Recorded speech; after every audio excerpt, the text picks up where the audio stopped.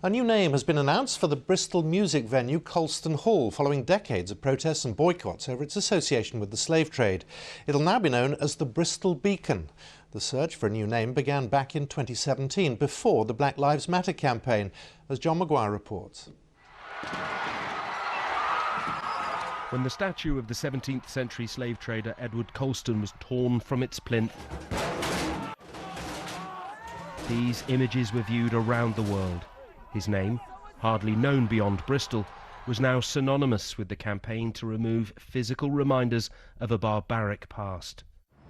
Colston's name was lent to roads, schools and even the main music venue in the city where slavery had made his fortune.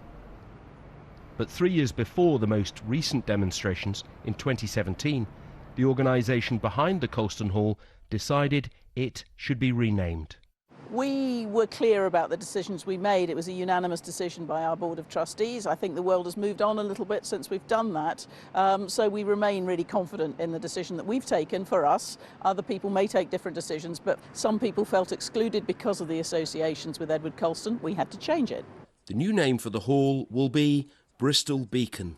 As a city, Bristol has decided to change the name of this iconic venue.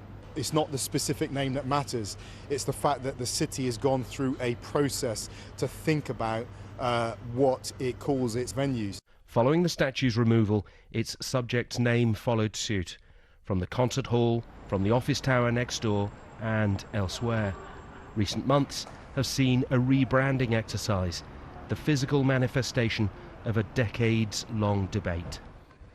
Well, this was the spot at Bristol Harbourside where Colston's statue was dumped into the water by the protesters. But what gives you an indication of how long there's been a debate in this city about the slave trade is this bridge. Built more than 20 years ago, it's named not after a slave trader like Edward Colston, it's called Perrot's Bridge, and it's named after a slave. When the idea of changing Colston Hall's name was proposed, many argued against what they saw as a rewriting of history.